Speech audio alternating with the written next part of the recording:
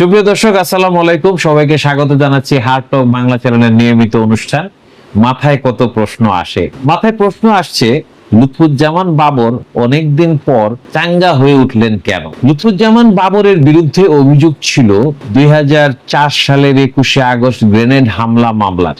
সেই মামলাতে ওনাকে মৃত্যুদণ্ড দেওয়া হয়েছিল। আবার ওই 10 ট্রাক অস্ত্র মামলাতেও ওনার যাবজ্জীবন হয়েছিল। তো সরকার পরিবর্তনের পর যেটা হয়েছে সেটা হলো যে ওনাকে এই মামলাগুলির থেকে খালাস দেওয়া হয়েছে, নির্দোষ বলে ঘোষণা করা হয়েছে এবং ওনাকে মুক্ত করা হয়েছে। উনি মুক্ত হয়েছেন ঠিকই, কিন্তু অদ্ভুত ব্যাপার হলো সেটা হলো যে প্রথম দিকে বিএনপির রাজনীতিতে তাকে অতটা সক্রিয় দেখা যায়নি।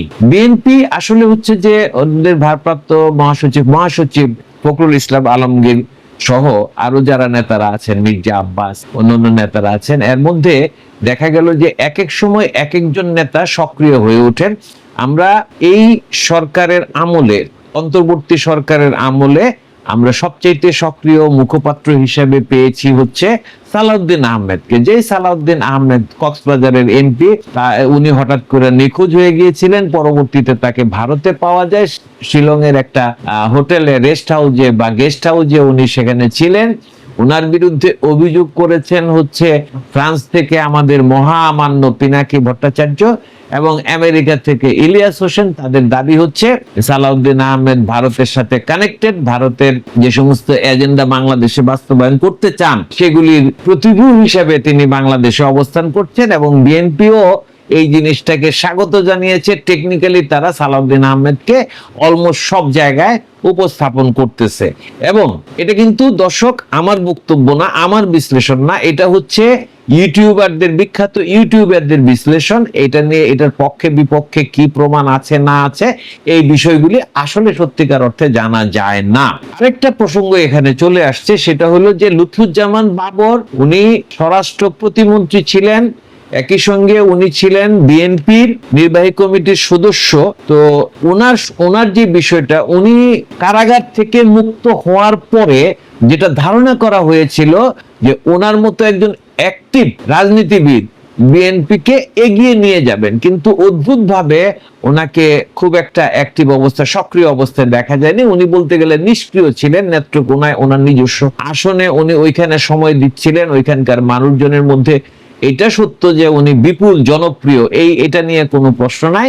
তবে সেখানেই তিনি ছিলেন। জাতীয় রাজনীতিতে ওনার আবার কোনো ভূমিকা থাকবে কি না এটা নিয়েও সংশয় শঙ্কা দেখা দিয়েছিল। সেই শঙ্কাটা গতকাল কেটে গেছে। গতকাল উনি স্বরাষ্ট্র মন্ত্রণালয়ে গিয়েছিলেন স্বরাষ্ট্র উপদেষ্টার সঙ্গে সৌজন্যমূলক বৈঠক করার জন্য। স্বরাষ্ট্র উপদেষ্টা লেফটেন্যান্ট জেনারেল জাহাঙ্গীর আলম চৌধুরীর সঙ্গে ওনার 2 ঘন্টার বৈঠক হয়েছে।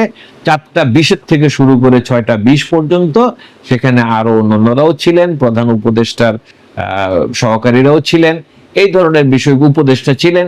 তো এখানে আলোচনা হয়েছে। সেই আলোচনার মূল বিষয়টা ছিল তারেক রহমানের দেশে ফেরা এবং সেই সময় তার নিরাপত্তা, সার্বিক এবং সার্বক্ষণিক নিরাপত্তা নিশ্চিত করার পরিবেশটা কতটুকু আছে সেটা অনুধাবন করার চেষ্টা করা, সেটা নিয়ে আলোচনা করা।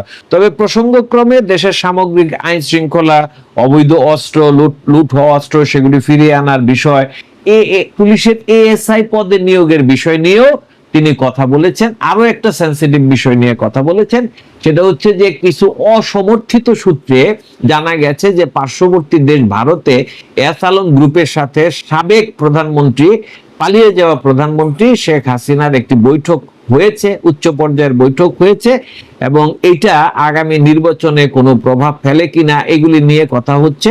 এবং বাবর সাহেব যেটা বলেছেন সেটা হচ্ছে যে আগামী নির্বাচনকে যে কোনো মূল্যেই এটাকে নিষ্কণ্টক রাখা, এখানে যেন কোনো বড় ধরনের সমস্যা না হয়, কেউ যেন এটাকে রোধ করতে না পারে, সমস্যা তৈরি করতে না পারে, এই সমস্ত বিষয় নিয়ে কথা হয়েছে। তবে মূল আলোচনার জায়গাটা কিন্তু তারেক রহমানের দেশে ফেরা। এটা নিয়ে রাজনৈতিক পর্যবেক্ষকরা যেটা বলছেন যে তারেক রহমান কেন দেশে ফেরেন না, এটা নিয়ে আমরা আগেও কথা বলেছি এবং বিভিন্ন ভাবে সরকারের পক্ষ থেকে বলা হয়েছে যে আমাদের দিক থেকে কোনো সমস্যা নাই, উনি যদি দেশে ফেরার ইচ্ছা প্রকাশ করেন তাহলে সেক্ষেত্রে অন্তর্বর্তী সরকার যদি কোনো ব্যবস্থা নেওয়ার প্রয়োজন পড়ে তাহলে অন্তর্বর্তী সরকার সেটা নেবে, এটা এনশিওর করেছেন। পররাষ্ট্র উপদেষ্টাও এই বিষয় নিয়ে কথা বলেছেন, স্বরাষ্ট্র উপদেষ্টাও এই বিষয় নিয়ে কথা বলেছেন, এবং স্বয়ং প্রধান উপদেষ্টা ডক্টর মোহাম্মদ ইউনূস তো ওনার সাথে বৈঠকই করলেন, সেখানে উনি এনশিওর করছেন যে উনি আসতে পারেন। তো ওনার যে ফিরে আসা, একটা বিষয় জানা গিয়েছিল, সেটা হলো যে তারেক রহমানের পক্ষ থেকে এর এমন একটা বক্তব্য এসেছিল, যেমন তাজ হাসমি নামে একজন ইউটিউবার, উনি তারেক রহমানের সঙ্গে লন্ডনে দেখা করেছেন, উনি প্রবাসী, তো উনি তারেক রহমানের সাথে দীর্ঘ বৈঠক করার পরে উনি জানিয়েছিলেন যে তারেক রহমান যেটা মনে করতেছেন যে উনি দেশে ফিরে আসা মানে একটা বিশাল হাইপ তৈরি হওয়া।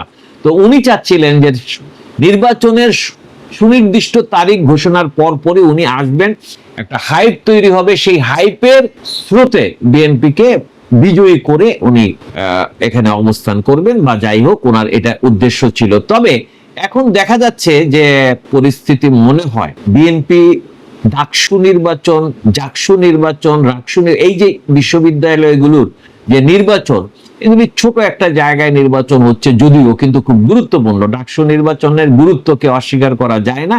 বিএনপি সম্ভবত এটাকে খুব সিরিয়াসলি নিয়েছে, কারণ ডাকসু নির্বাচনে বিএনপির যারা ছাত্রদল সমর্থিত ছাত্রদলের যে প্রার্থীরা আছেন, তারা কিন্তু অলমোস্ট ছাত্র শিবিরের চাইতে অর্ধেক ভোট পেয়েছেন। এটা কিন্তু একটা অ্যালার্মিং একটা সংকেত। এই সংকেতটাকে, এটা অশনি সংকেত মনে করা যেতে পারে, কেউ কেউ এটা ভাবতে পারে, কেউ কেউ এমনও ভাবতে পারে যে ডাকসু নির্বাচনের ফলাফল জাতীয় নির্বাচনে একটা প্রভাব ফেলতে নাও পারে।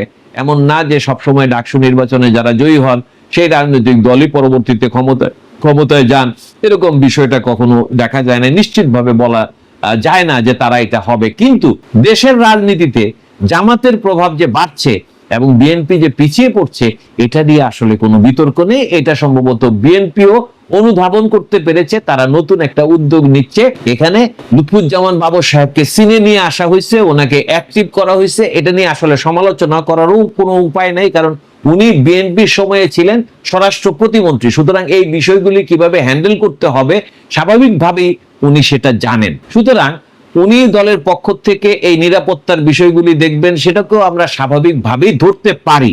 তবে এটা হচ্ছে স্বাভাবিক আলোচনা। স্বাভাবিক আলোচনার বাইরে যে আলোচনাটাকে নিয়ে যাওয়া যায়, সেটা হচ্ছে যে লুৎফুজ্জামান বাবর খুব স্ট্রংলি ভারতের আধিপত্যবাদ বিরোধী একজন নেতা, এটা অনেকেই বলে থাকেন, এবং ওনার যে বিভিন্ন সময়ের কথাবার্তা, ওনার যে স্ট্যান্ড, সেই জায়গায় কিন্তু এই বিষয়টা অনেকটাই পরিষ্কার হয়ে যায়, পরিস্ফুটিত হয়ে যায়। সুতরাং এখানে লুৎফুজ্জামান বাবরকে সিনে নিয়ে আসা, অ্যাক্টিভ করে তোলা বিএনপির পক্ষ থেকে আমরা ধরে নিতে পারি যে বিএনপির সর্বোচ্চ মহল অর্থাৎ তারেক রহমান বা খালেদা জিয়ার ইঙ্গিতে বা অ্যাপ্রুভালে এই কাজটা হচ্ছে। লুৎফুজ্জামান বাবরকে আবারও রাজনীতির মধ্যে অ্যাক্টিভ পর্যায়ে, জাতীয় পর্যায়ে নিয়ে আসা হচ্ছে। দর্শক, এখন প্রশ্ন, দেখা যাক বিএনপির এই মুভমেন্টটা কতটা সুফল বয়ে আনে দলের জন্য। বিএনপির ইমেজ পুনরুদ্ধারের ক্ষেত্রে এটার ভূমিকা সুদূর প্রসারী হয় কিনা, ইফেক্টিভ হয় কিনা, এটাই এখন দেখার। এখনকার মতো বিদায় নিচ্ছি। লাইক করবেন, শেয়ার করবেন, কমেন্ট করবেন, সাবস্ক্রাইব করবেন ভালো লাগলে। ধন্যবাদ সবাইকে।